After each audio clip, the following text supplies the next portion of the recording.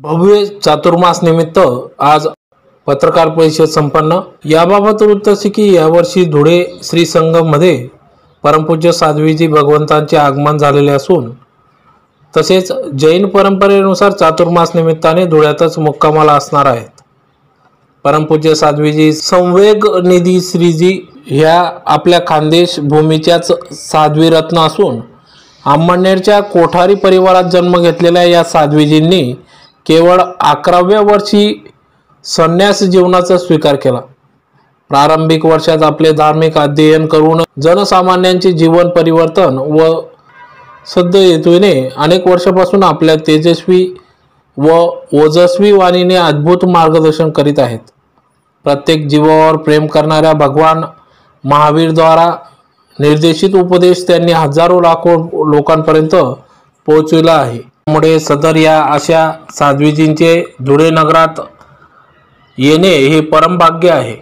यावर्षी साध्वीजींचा सहवास तसेच त्यांच्या अमृतवाणीचा लाभ देखील धुळेकरांना मिळणार आहे।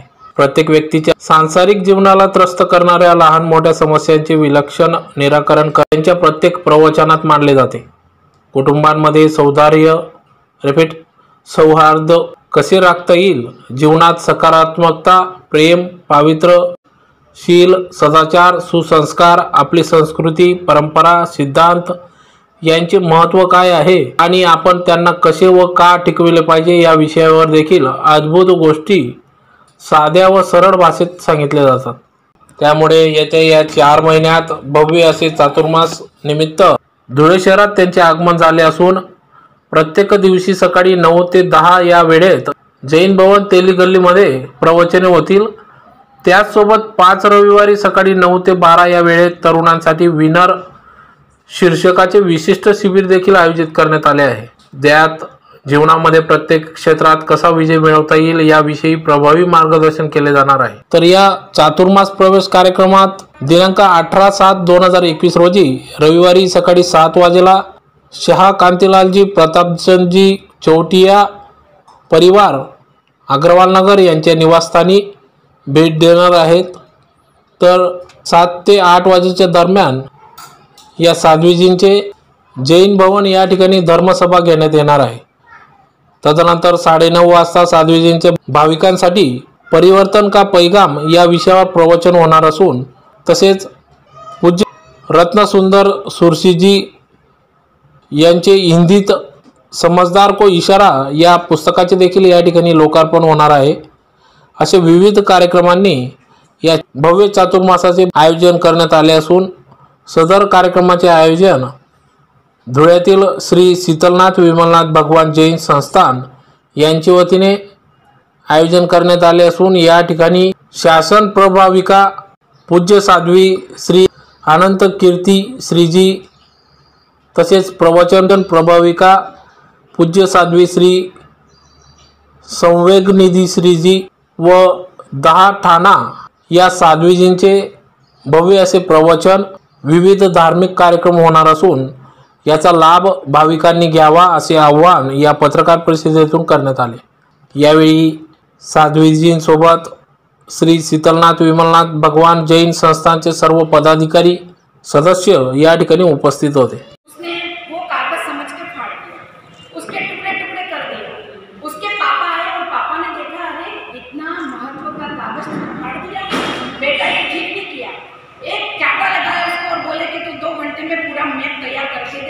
करना ही पड़ेगा तुझे।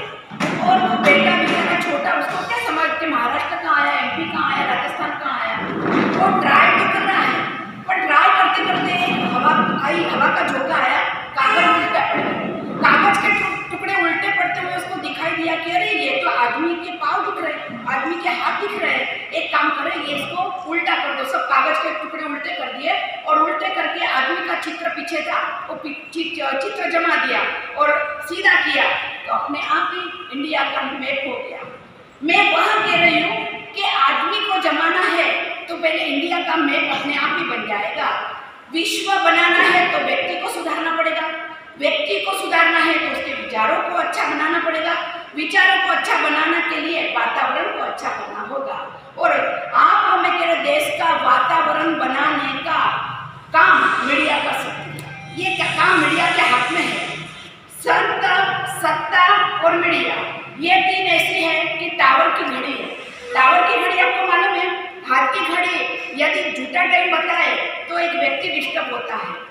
फैमिली में घर की घड़ी यदि झूठा टाइम बताए तो फैमिली डिस्टर्ब होता है। फैक्ट्री में यदि कोई घड़ी झूठा टाइम बताए तो स्टाफ वर्ग डिस्टर्ब होता है। लेकिन शहर में जो टावर है और वो टावर यदि झूठा टाइम बताए तो पूरा शहर अस्त व्यस्त बन जाता है। और ये मीडिया टावर जैसा है। आप जो दुनिया में बताओगे, देखो आप है ना, ट्यूब लाइट है ना, टॉर्च लाइट, ट्यूब लाइट नहीं है, मीडिया ये टॉर्च लाइट है। जहां फोकस करेगा, कहां फोकस करना, कचरे के ढेर के ऊपर फोकस करना कि बगीचे के ऊपर फोकस करना, ये आपके हाथ में है। दुराचारी के ऊपर फोकस करना कि सदाचारी के ऊपर फोकस करना, ये आपके हाथ में है। शैतान के ऊपर फोकस करना कि भगवान के ऊपर फोकस करना, ये आपके हाथ में है। चोर के ऊपर फोकस करना कि कोई चैरिटी कर रहा है, उसके ऊपर फोकस करना, ये आपके हाथ में है। ये चाहे तो मीडिया विकास भी कर सकती है और विनाश भी कर सकती है। इतनी जबरदस्त ताकत इसके। मैं आपको बताऊं, दूध से क्या मिलेगा, यह निर्णय दूध को आप क्या दे रहे हैं उससे होगा। यदि दूध को आपने नींबू दिया तो दूध फट जाएगा। यदि दूध में आपने शक्कर डाली तो वो मीठा बन जाएगा। यदि दूध में आपने जावन डाला तो वो दही बन जाता है। वैसे ही मीडिया ये क्या देती है दुनिया को, उससे उसका भविष्य, देश का भविष्य क्या होगा वो बता सकते हैं। क्योंकि अपने तुम्हारे हाथ में है कि तुम क्या देते हो। एक बात बताऊं मैं, आप लोग बुरे समाचार देते हो ऐसा मैं नहीं कह रही हूँ, लेकिन दुनिया में गटर है तो फूल का इत्र की बोतल भी है। यदि गटर के ढक्कन को आप खुला कर दे दो और इत्र की बोतल के ढक्कन को बंद करके रखोगे तो दुनिया की क्या हालत होगी। सब बुरे बुरे समाचार ही देखो। राइट समाचार देना नहीं, अच्छे समाचार दो। भले सच्चे समाचार होंगे तो भी यदि वो सच्चे समाचार भी बुरे हो सकते हैं।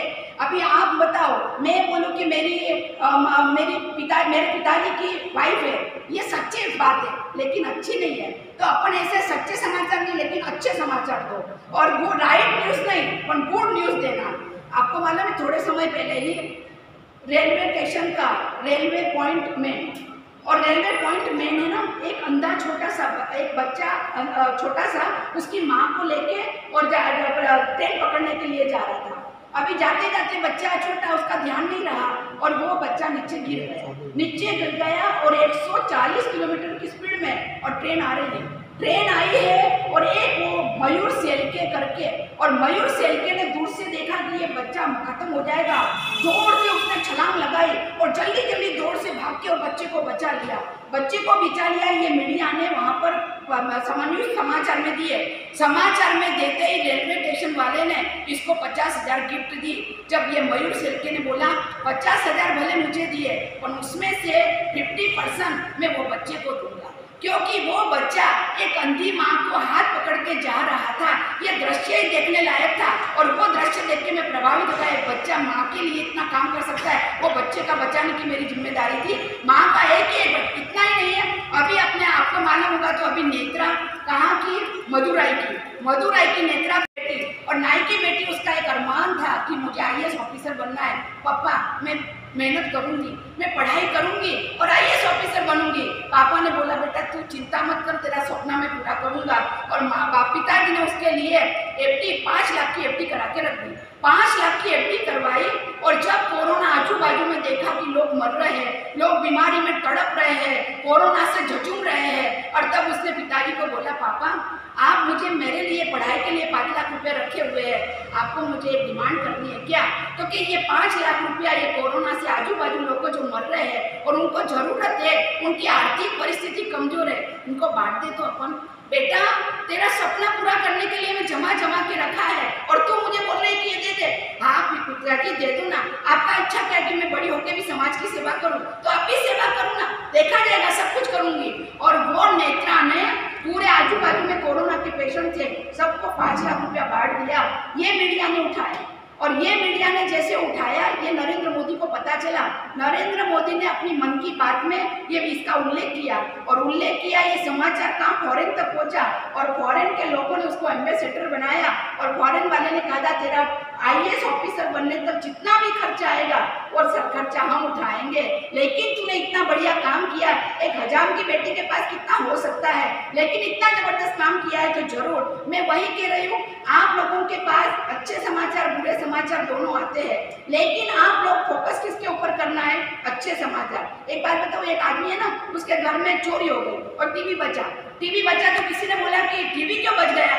क्योंकि वो तो मैं देख रहा था इसलिए, मैं टीवी देखता था इसलिए टीवी बचा। मैं आपको वही बोला, आपका जिसमें ध्यान रहेगा, आप जिसको फोकस करोगे वो बच जाएगा, और जो जिसके ऊपर फोकस नहीं करोगे वो चला जाएगा। यदि बुराई के ऊपर आपने फोकस किया है तो बुराइयां बचेगी और अच्छाई चली जाएगी, और अच्छाई के ऊपर आप फोकस करोगे तो अच्छाई बचेगी और बुराइयां चली जाएगी। आपको फोकस किसके ऊपर करना है वो आपके हाथ में है। तो मेरी रिक्वेस्ट यही है कि अच्छाई के ऊपर आप फोकस कराया करो। देखो, 150 साल में दूसरी झांसी की रानी तैयार नहीं हुई, पैदा नहीं हुई, लेकिन ये 2 साल में कितनी विश्व सुंदरी, हाँ 20 साल में 3-3, 4-4 विश्व सुंदरियां बन गई। क्यों झांसी की रानी पैदा नहीं कर सकते हो? ये विश्व सुंदरियां का बस फोकस अपने विश्व सुंदरी ऊपर करी, और छोटी छोटी बच्ची अभी हमको विश्व सुंदरी बनना है, हमको भी विश्व सुंदरी बनना है। अरे विश्व सुंदरी नहीं, झांसी की रानी की जरूरत है, और ये देश को झांसी की रानी जितनी मिलेगी ना इतना आगे बढ़ेगा। सही बताओ, सतयुग की और कलयुग की मुझे व्याख्या कोई बोले ना तो मैं यही बता सकती हूँ। क्या सज्जन को, सतयुग किसको बोलते हैं? सज्जन की पूजा होती है और दुर्जन को सजा मिलती है, वो सतयुग है। और कलयुग किसको बोलते हैं? सज्जन को सजा मिलती है और दुर्जन की पूजा होती है, वो कलयुग है। अभी अभियान चल रहा था, साक्षर अभियान चल रहा था, तो साक्षर अभियान में बोलते थे, अरे तुम लोग पढ़ो, शिक्षित बनो, यदि तुमको कोई उल्लू बना के जाएगा तो तुमको पता नहीं चलेगा, कहीं पर सिग्नेचर आप लोग कर देते हो और आप उल्लू बन जाते हो। मैं आपको पूछूं, ये उल्लू बनाने वाला कौन है? साक्षर का निरक्षर। उल्लू बनाने वाला कौन है? साक्षर है का निरक्षर है? साक्षर। निरक्षर को भी उल्लू बनाने का काम कौन कर रहा है? साक्षर। तो साक्षर बनाते पहले आप ये बोलो कि संस्कार युक्त बने। साक्षर बन जाएगा, लेकिन संस्कार उसके पास नहीं रहेगा तो क्या करेगा? मैं बोलूँ, देखो कुंभकर्ण है ना, कुंभकर्ण को पूछा गया कि तूने सो के कितना गवाया। जब कुंभकर्ण उठ के उसके रावण को बोल रहा है कि तुमने जग के क्या पाया वो बताओ मुझे, तो मैं वही कह रही हूँ, कुंभकर्ण निरक्षर हो सकता है, रावण साक्षर हो सकता है, पर राम संस्कार युक्त साक्षर है। तो अपने को साक्षर ही नहीं बनाना है, संस्कार युक्त बनाना है। छोटे थे ना तब स्कूल में पढ़ाया जाता था 2+2 यानी टोटल कितना होता है? 4। आपने कभी सवाल पूछा कि 4 ही क्यों? 3 नहीं होता है, 5 भी नहीं होता है, 4 ही क्यों होता है? जब है ना शिक्षक सिर्फ पढ़ाते नहीं थे, उसके साथ संस्कार भी देते थे। और शिक्षक ने क्या बोला मालूम है कि 2 और +2 4 ही क्यों हो रहे हैं? उसका ये कारण है 3 ही नहीं होता। किसी के पास से अपने को पैसा लेना है तो अपन 5 न ले ले, इसीलिए 4, और किसी को अपने को पैसा देना है तो अपन 3 न दे दे, इसीलिए 4 होता है। तो उसने सिखाया सही, और शिक्षक के साथ क्या दिया? संस्कार दिया। तो मैं आपको यही कहना चाहती हूँ, इतने अच्छे मैसेज तो फैलाओ। देखो, पुष्प खिलता है, पुष्प खुशबू देता है, लेकिन उसकी खुशबू फैलाने का काम कौन करता है? हवा करती है। हवा करती है। आप हवा का काम करो, जहां पर भी पुष्प को कोई फर्क नहीं पड़ता है, वो तो खिलता है, खुशबू देता है। आप लो तो ठीक, नहीं लो तो वो उड़ जाके शाम को चला जाएगा, लेकिन उसकी हवा, उसकी खुशबू आप फैलाओगे तो कम से कम लोग तो उसकी खुशबू लेके खुश रहेंगे। तो मैं वही कह रही हूँ, आप मीडिया है ना, हवा का काम करो, और हवा का काम करना, जहां भी पुष्प दिखाई दे रहा है, जहां भी अच्छे मैसेज मिल रहे हैं उसको फैलाओ, और देश को एक पथ दो, रास्ता बताओ, देश को एक प्रेरणा दो, और देश को प्रोत्साहन दो। देश को ये मिलने से आपका मीडिया का इतनी जबरदस्त ताकत है कि वो शायद सत्ता और संत की जितनी ताकत होगी ना, वित्तीय मीडिया की ताकत है। तो मैं आपको यही रिक्वेस्ट कर रही है कि यहाँ पर हम लोग 4 महीना चातुर्मास करने आए हुए हैं। रोज का नीति क्या रहती है, नीति क्या बोलती है, और नीति के अनुसार तुम जीवन जियोगे तो 100% तुमको क्या क्या फायदा हो सकता है, उसके ऊपर प्रवचन है। तो मेरी इच्छा है कि आप मीडिया कम से कम ये प्रवचन के मैसेज सब तक पहुंचाओ, और सब तक पहुंचो, सबको अच्छे विचार दो, और अच्छे विचार दोगे उसकी खुशबू लेके उसका जीवन अच्छा बन जाए तो अपने को, देश को फायदा ही फायदा है, क्या दूसरा कुछ फायदा ही है ना। तो आप ये कर सकते हो और करो, यही मेरी शुभकामना है, शुभ आशीर्वाद है। अभी आपको कोई सवाल हो? 5,000 खाली राहत नाही, दुसरीकडे कोविडच्या कारणाने इथे लिमिटेशन आहे, हे थोडं आपल्या भाग्याला तडा गेला आहे असं आम्ही समजतो. पण मीडियाने जर साथ दिली तर हा तडा पण आपण भरून काढू शकतो आणि त्या सगळ्यांकडे पोचू शकतो. जैन धर्म घेऊन फक्त बसलेले नाही आहे. समाज, युवा आणि दैनंदिन जीवनात कशा प्रकारे आनंदाने राहू शकतात याच्यावर 12 महिन्यांचे 4 महिन्यांचे लेक्चर राहतील. कोणालाही इतका आनंदी की ज्या पेपरमध्ये यांचा लेख असेल 100% सांगतो की तो कायमी त्याचा मेंबर बनेल. असं असताना मी सगळ्यांना विनंती करतो पत्रकारांना की आम्ही कितीही आम्ही 5 वर्षापासून प्रयत्न करत होतो की खानदेशचे तुम्ही वयाच्या 11व्या वर्षी यांनी दीक्षा घेतली, अंगारली. सदन घरातून कोठारी परिवार सगळ्यांना माहीत आहे आपल्या अंमळनेरचे. सदन घरातून आलेले हे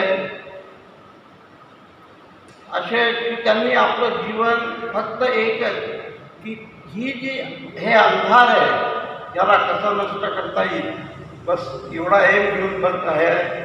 धर्माचं तर चालतंच आहे, तर चालणारच आहे, पण त्याबरोबर व्याख्यान हे जाहीर होणार आहे.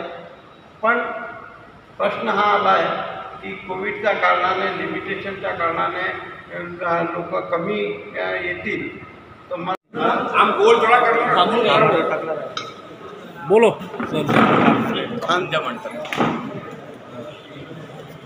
खानदेश कन्या आपल्या जवळच्या अंमळनेर शहरात एक सदन परिवार, कोठारी परिवाराहून आलेल्या ज्यांचा 11व्या वर्षी त्यांनी दीक्षा घेतली आणि एकच ध्येय ठेवलं की धर्माचा प्रचाराबरोबर समाज कसा सुधरेल, युवा कसा सुधरेल आणि घरात फॅमिलीमध्ये एकोपा कसा राहील याच्यावर यांचा जोर जास्त आहे. सगळीकडे कमीत कमी 5-5, 7-7 हजाराच्या सभेने हे बोलत असतात. आपल्या धुळ्यात तर एवढी संख्या मिळणार नाही, पण तरीही कोविडची एक काहीतरी हे असल्यामुळे आपल्याला गुरु महाराज भेटले आहे. धुळेकर खरंच पुण्यशाली आहे की ज्यांना एवढे मोठे संत यांचे गुरु पद्मभूषण म्हणून त्यांना पदवी भेटलेली आहे. हे इतिहासामध्ये पहिलं, संसदमध्ये लेक्चर करणारे इतिहासात पहिले यांचे गुरु आहे जे आज बॉम्बेला आहे. आणि त्यांनी यांची अनुमती त्यांची लागत असते, त्यांनी दिली आहे. माझी एकच रिक्वेस्ट आहे की धुळेकर जास्तीत जास्त या गंगेचा फायदा घ्यावा ही आणि आपल्याला पावन करावं एवढंच सांगेल.